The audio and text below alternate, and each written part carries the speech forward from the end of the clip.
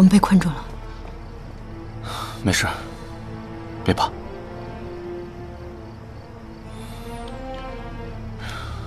你放心吧，荣家上，很快就结束了。何必多此一举呢？俗话说得好，百善孝为先，你就当做是给你父亲赎罪，也算是尽孝心了。你说呢？孟老板管得真宽啊，你还真是无私。可惜了。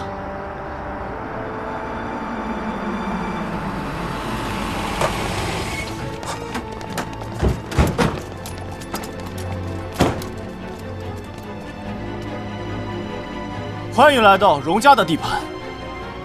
我的这份见面礼，你还喜欢吗？荣家上，你敢？你知道我们七爷是什么人吗？我当然知道他是什么人，可是孟老板也应该知道我是什么人吧？既然敢在大庭广众之下取我的性命，我知道我爹确实有对不住孟家的地方，可没想到孟老板深仇大恨，竟然已经到了要杀人泄愤的地步。我不过就是想请你随我喝茶叙旧。说起来，我比我爹温和善良多了。荣定坤那可是一将功成万骨枯啊，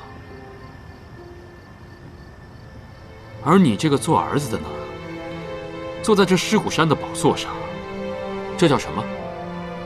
这叫有其父必有其子。家父确实对不住令姐，我自然也不会为难你。我只是想请你随我回去签几份合同，等金麒麟物归原主，我会亲自护送你和你那该吃药的外甥上船回美国。你觉得如何？荣定坤居然生了一个妇人之仁的好儿子，我觉得很不容易。您客气了。时珍啊，来，下来吧，是时候该叙叙旧了。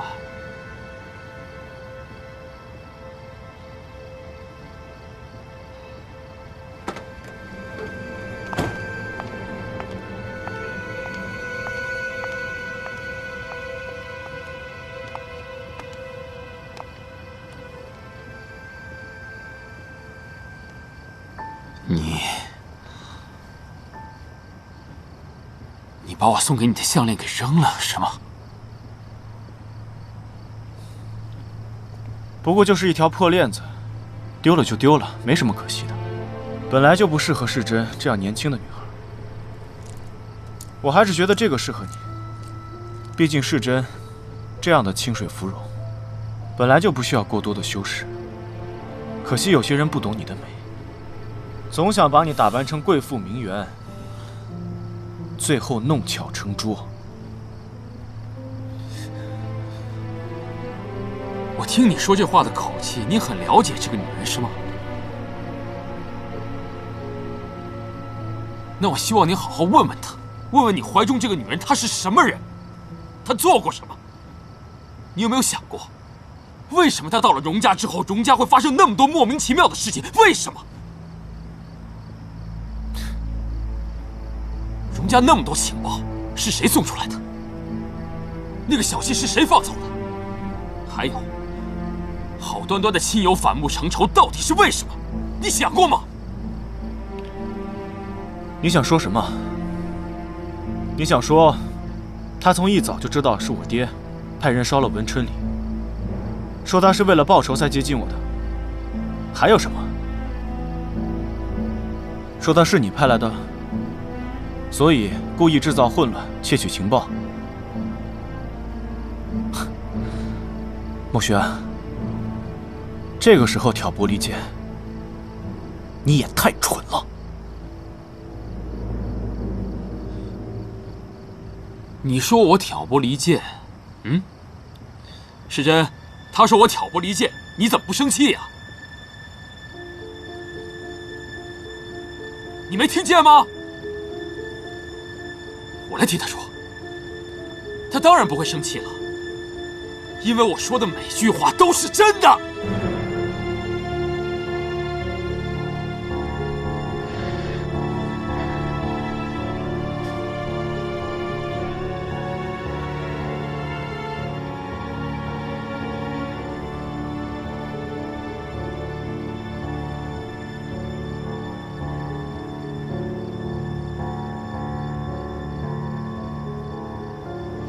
两个人在一起，年轻人男欢女爱，虚情假意。荣少爷买了他几分账？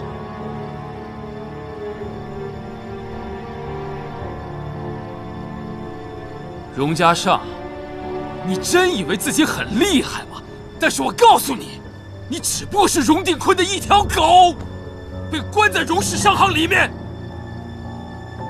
你每天浑浑噩噩给他打理生意，算那些账。但殊不知那些生意都见不得人，好不容易爱上一个女人，但她却利用你。还好你很聪明，没有跟她私奔。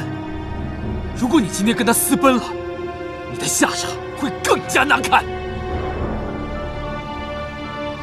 冯世珍，你不是有一肚子话要跟她说吗？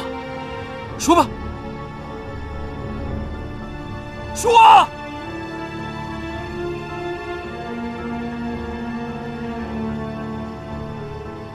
你把能说的都说完了，我还有什么好说的？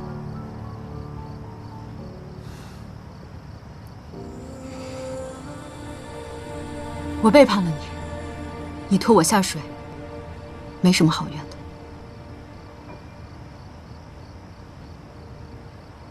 但是我想告诉你，从现在开始，我跟荣家尚之间的事情就不再劳其爷你费心了。好，好，没问题。我希望你不要后悔。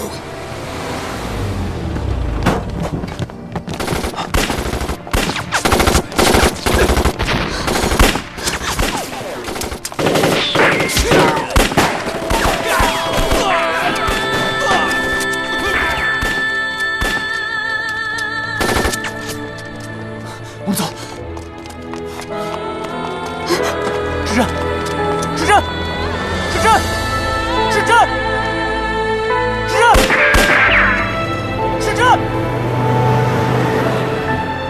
大少爷，大少爷，大少爷，孟徐安跑了，怎么现在才来？给我去追！不行啊，大少爷，老爷中枪了，在医院里面躺着。二小姐也失踪了，老爷在医院里面守着，让我们过来接您过去啊。去医院！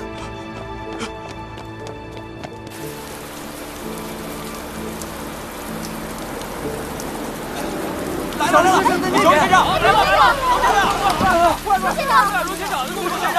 卢先生，对方是不是荣家的仇人？卢先生，请问你有什么应对措施吗？卢先生，说一下吧。卢先生有什么应对措施吗？卢先生，请回答一下。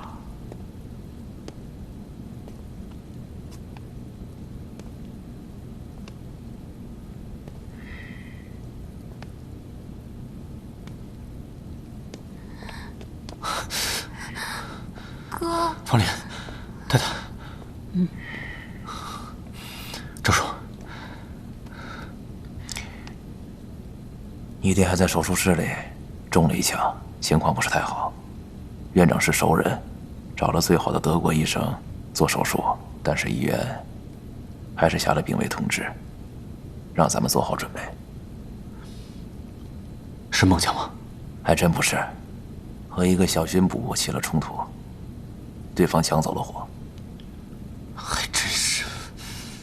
你这伤……我没事。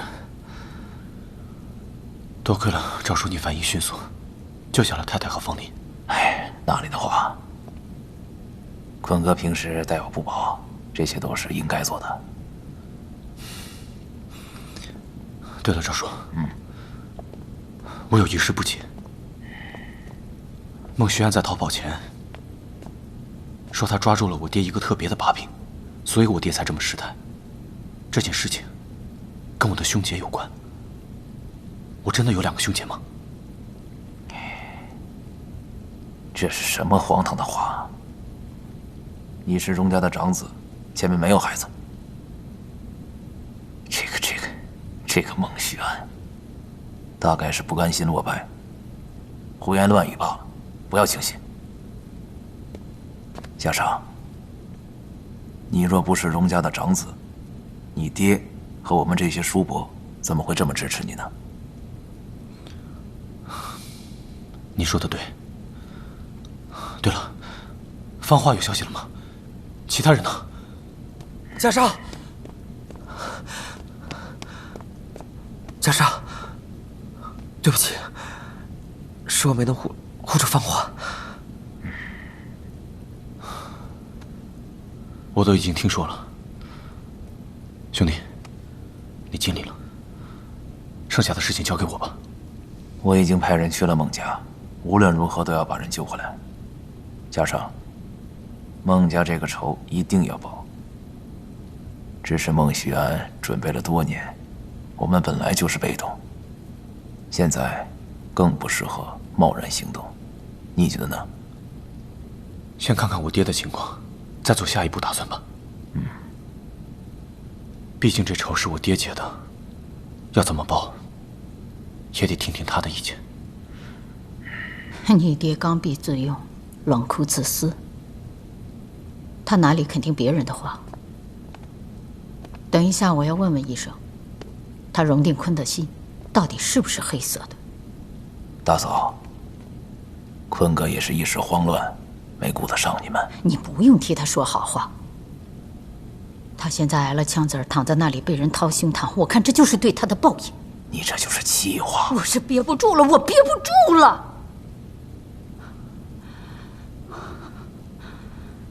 嘉生，你刚才问老赵的话，他不敢讲，我来讲。这已经不是你爹第一次抛弃妻子了，他做得这么老练，想知道为什么吗？啊？你老赵，嘉生，大嫂不要讲了，偏要说。哎呀，他爹是什么德行，你应该让他知道啊！大嫂，家丑不可外扬。太太别着急，有话慢慢说。嘉上，你可能还不清楚，在你娘之前，你爹在乡下成过一门亲，后来他发了家，瞧不上乡下的裹脚婆，就甩了他们妻儿，这才娶了你娘。你刚才问，你前面的兄姐，算是问对了。天知道，你的哥哥姐姐现在流落到何处？孟旭安现在拿这个事来威胁你爹，那可真是一掐一个准儿。妈，你说什么呢？我怎么还会有一个哥哥姐姐？对呀，没错，你还有你，都是有哥哥姐姐的。什么落寞清贵之家呀，不过是家里有几亩田的乡下人。年轻的时候跟你赵叔一起到上海闯荡，做了点小买卖，整天赶着个破驴车，贩点货罢了。妈，你别瞎说，这怎么可能啊？不信问你赵叔，你现在问他，他跟着你爹出生入死这么多年，那些肮脏龌龊的事，他知道的最多了。18年前，我要是知道荣定坤是这种人，我就算是吊死在闺中，也绝对不会嫁给他的。那些陈芝麻烂谷子的事情，都是有心人以讹传讹，故意造谣罢了。冷静些，别让孩子和亲爹生了误会。大嫂，你别叫我大嫂，我当不起。当时荣定坤伪造出身，你也帮了他不少。坤哥娶你的时候，可确确实实已小有身家了。说的也是，那荣定坤还不算是骗了我，但是他骗了前面唐家姐姐，那可是牢靠的。赵叔，我爹在我娘之前，真的还有一房妻儿吗？其实之前那位啊，算不上什么正经的太太。确实是生了一双儿女，但是早些年啊，乡下闹了一场疫病，你们家老太爷、老太太还有2个姑姑，全都死了，包括那个母子3人。你爹不是要面子吗？把这事传出去以后吧，让人说他命太硬，这才瞒了下来。无论如何，嘉上，你都是这家的长子，知道吗？命能不硬吗？唐家姐姐，还有我的心儿，现在看来都是被他给克死的。大嫂，赵叔，我爹将此事隐瞒至今，我想他不仅仅是怕丢脸。这么多年，他还会提一句加薪，可是他从来没有提过这2个早丧的孩子。这一对儿女真的死了吗？当然，这个病死的人要火葬，我和你爹看着烧着的。不妨等你爹醒了，你直接问他就是了。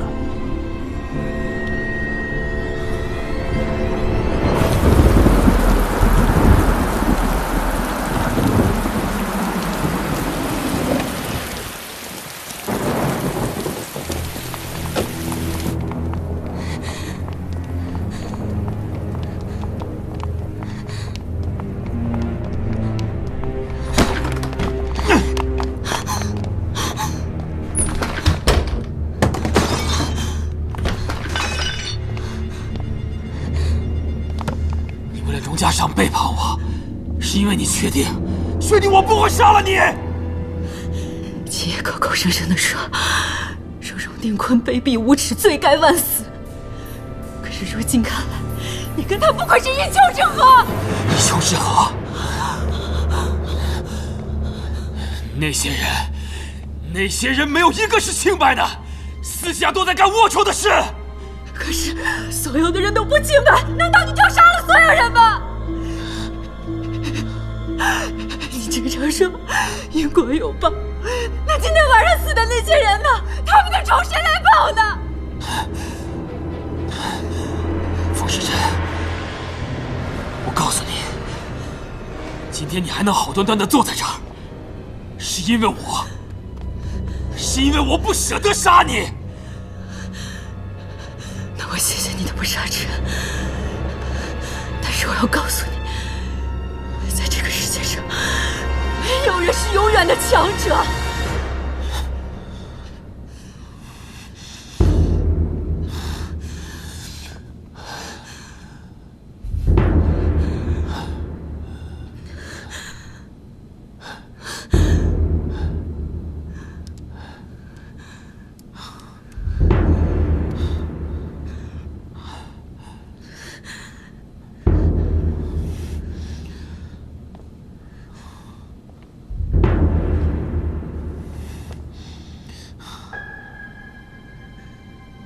荣定坤为了想要控制我大姐，他诱骗她，让她吸鸦片。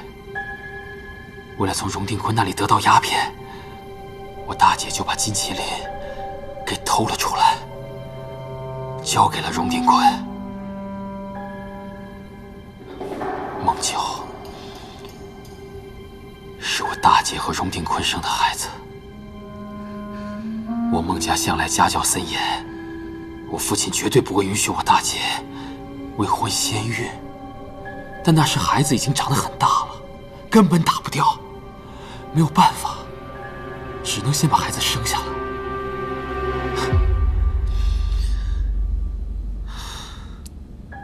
你觉得所有的事情就该结束了是吗？远远没有。大姐在美国被送去了教会医院，那会儿我还是个孩子，我在一个寄宿制的学校上学，我不能回家，我什么都不知道。后来还是佣人告诉我的，他告诉我姐姐疯了。我母亲每天以泪洗面，父亲也不同意我去探望姐姐。你有没有见过真正的精神病人？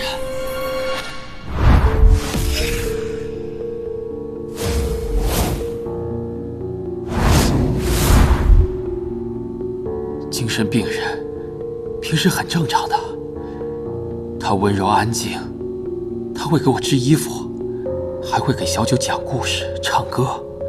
但是他一旦犯病的时候，就跟恶魔一样，他会厮打身边所有的人，他会毁灭一切东西。为什么？他每次发病都会试图杀掉儿子。为什么？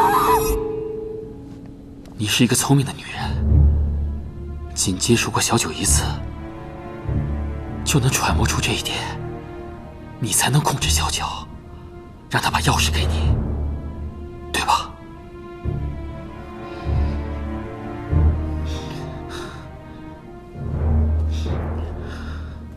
我的父亲为了保住家族名声，把他们母子二人扔在医院不闻不问，让他们自生自灭。直到几年后父亲去世，我掌管大权，才把他们母子二人从医院接了回来。但是好景不长，姐姐没过多久就死了。那个时候，小九她只有7岁。姐姐当着小九的面割喉自尽。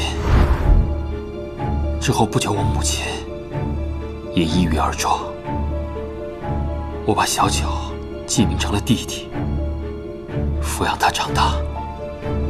你知不知道小九第一次犯病在什么时候？在他14岁的时候，突然间失去理智，一下子从2楼窗户跳了下去，摔断了腰。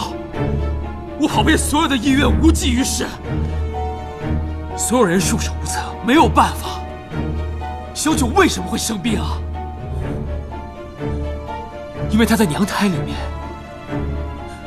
就受毒瘾的影响，因为他出生以后有一个发疯的母亲，天天在他的面前，他受不了这种折磨，无法面对母亲残酷的死亡。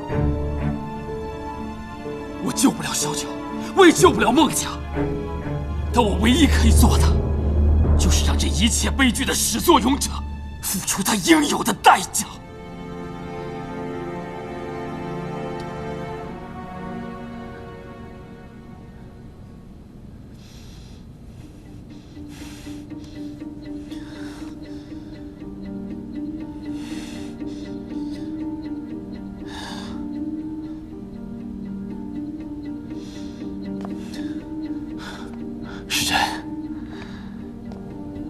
我跟你说这些，不是想让你同情我，或者为自己辩解，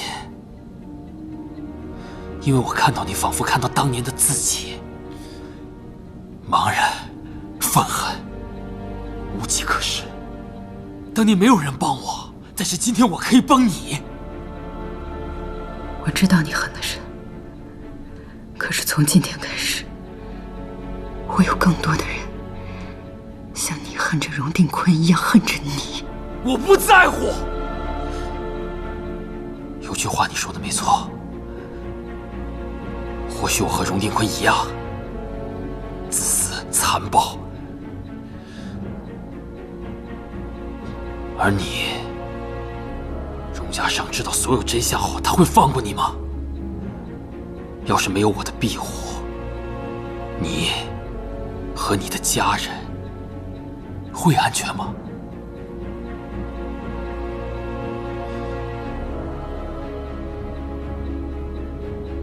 我知道你在想什么。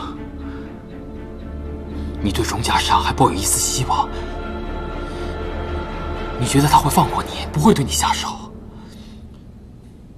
是，我承认，荣家尚他是一个痴情的人，不过你和他之间都已经闹到今天这个地步，如果再纠缠下去，你们只会更难收场。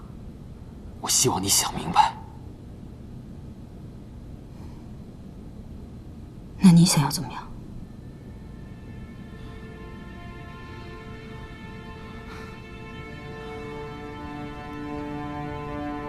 你不适合待在这儿了，回去好好考虑考虑怎么办，收拾一下，跟家人交代一下，离开上海。你跟放我走。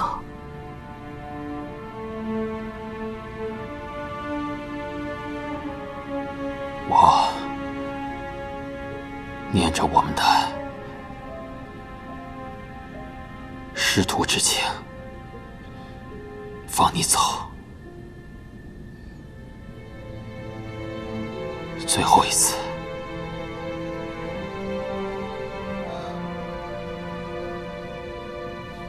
等到你我再见面的时候，我知道，再见面的时候，我们就是陌生人。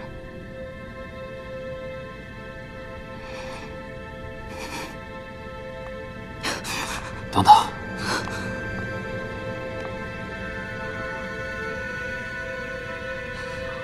你脚受伤了。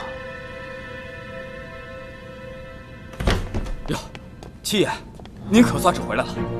康哥把荣家那个小姐带回来了，想问问您看，荣家哪个小姐？我也不知道，是康哥他们从在哪儿？啊，在那个保镖他们住的那个后院。时珍，你个蠢货！快进这坐着。我也听听。可以啊，也不起。让开！冯小姐，康哥正在里面忙，你滚开！住手！七爷，把门开开。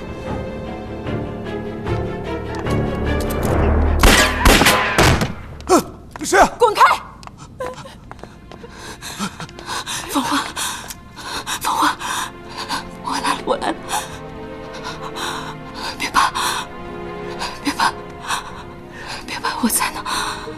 凤花，我来了，我是冯先生，我是冯先生。冯先生。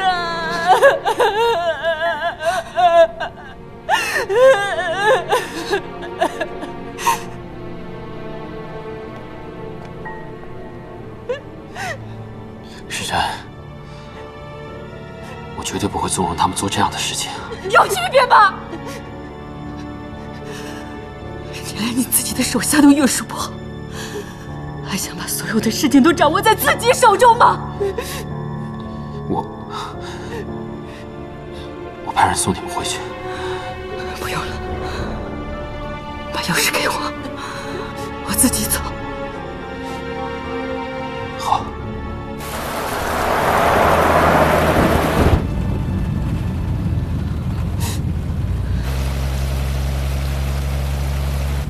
凤花，别怕，现在已经安全了，别怕啊！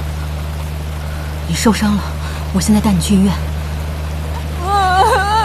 不要，不要去医院，我不想让别人知道。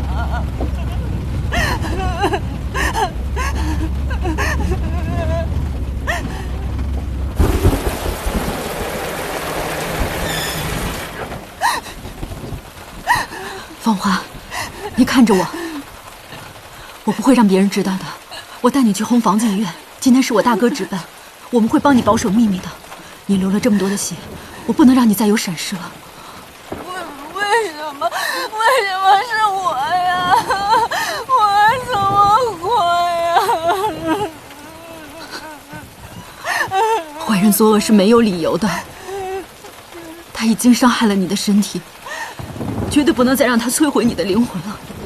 芳花，必须要活下去，而且你要大大方方、理直气壮地活下去，知道吗？别哭了。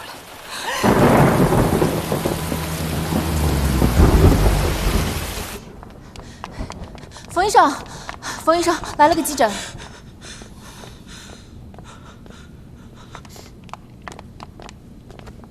慢点，这怎么回事？不小心被撞了一下。撞了一下？不小心撞了一下，能撞成这样？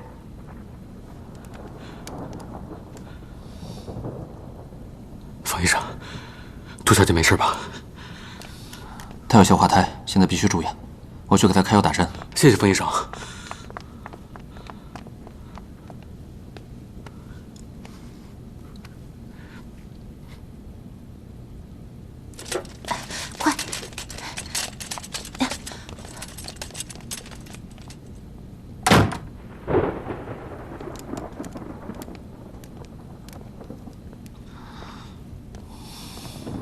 冯医生，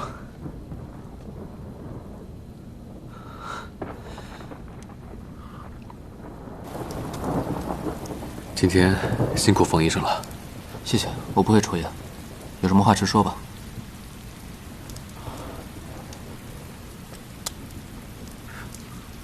冯医生，麻烦你给我句实话，孩子真的没事吗？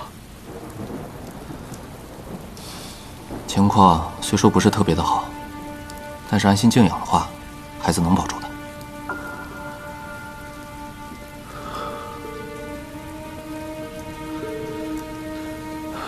孩子真的没事。杜小姐还年轻，身体也不差，只要多花点时间，她能够恢复过来的。可是孩子呢？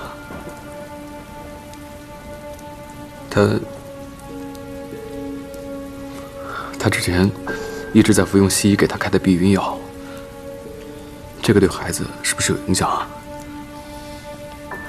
这药物或多或少都对婴儿有不良的影响，但无论如何，也得看明天做完的全身检查，才能做定论。啊，冯医生医术精湛，没有想过自己开个诊所吗？也不用像现在这么辛苦。如果有什么需要的，尽管开口。多谢杨先生一番好意。我呢，胸无大志，在这大医院里面混着挺好的，毕竟背靠大树好乘凉嘛。哎，冯医生，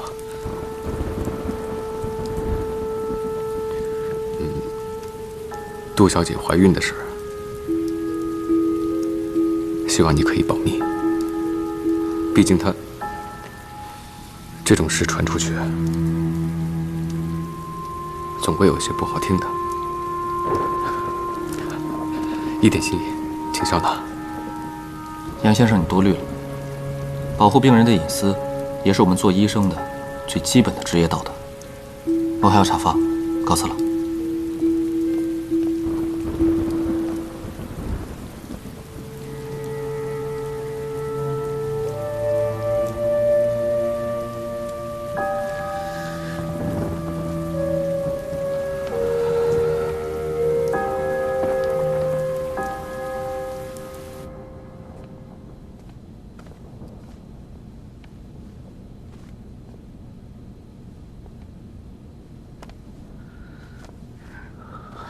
修长，怀孕的事，我感觉要瞒不住了。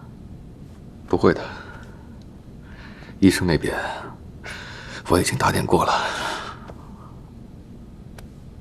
应该不会透露出去的。那可是回家呢，家里也是有医生的，还能瞒多久啊？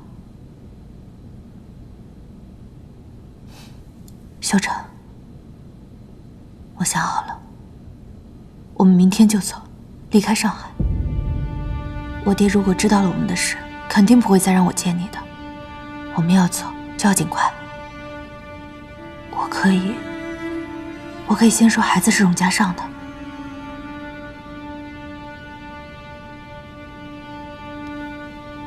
说话呀！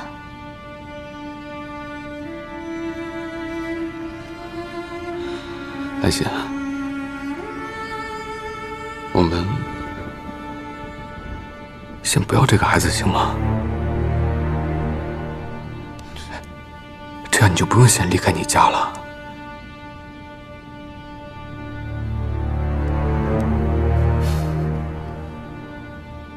你后悔了是吗？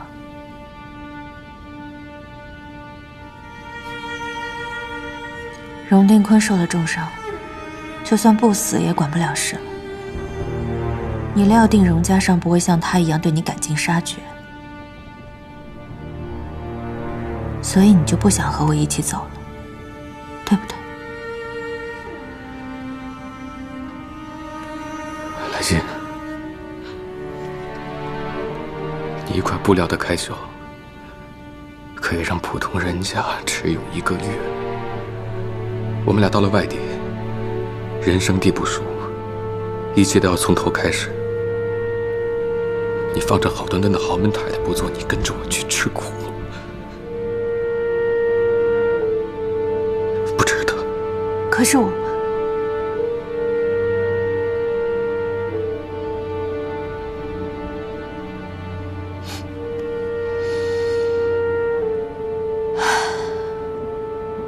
说的对，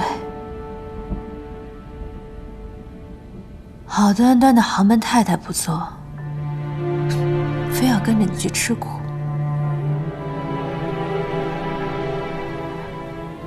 不值得。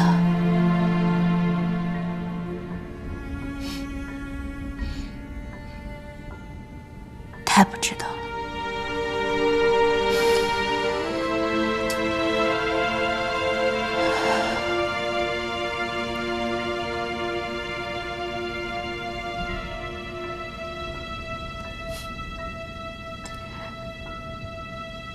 杨修长，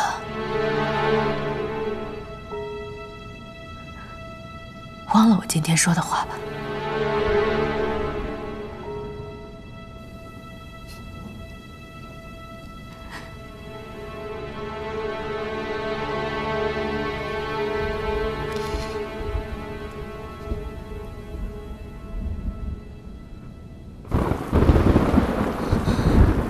哥，世珍，这是怎么了？我没事，赶紧帮我找一个女医生，给她看一下。带她去病房，我去看人。快点。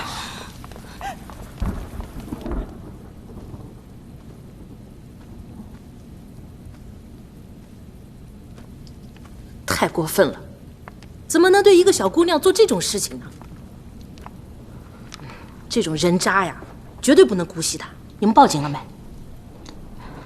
您放心，他已经得到惩罚了。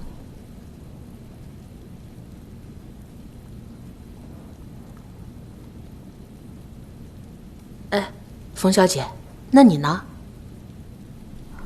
我没事。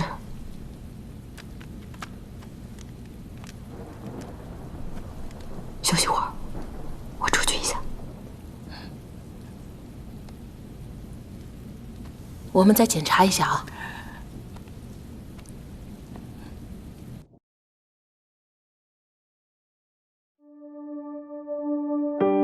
尝一丝爱的余味，恨却刺痛了蔷薇，细雨伪装的眼泪很美，没钥匙打不开心扉。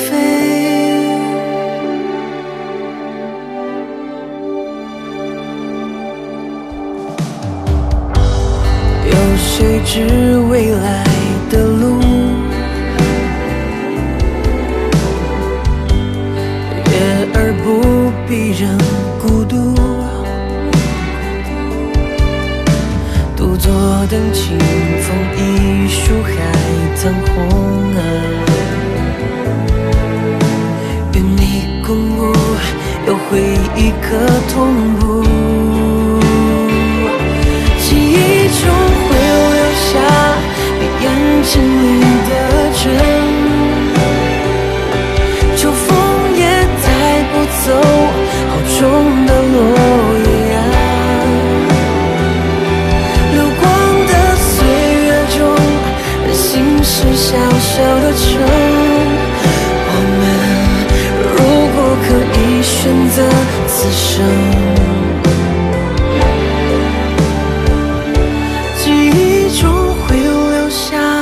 笑容里的真，秋风也带不走无辜的落叶啊，流光的岁月中，任心事小小的城，我们如果可以选择此生，彼此毫无疑问，时光留下逃出我们，就是注定相爱的人，珍惜的人。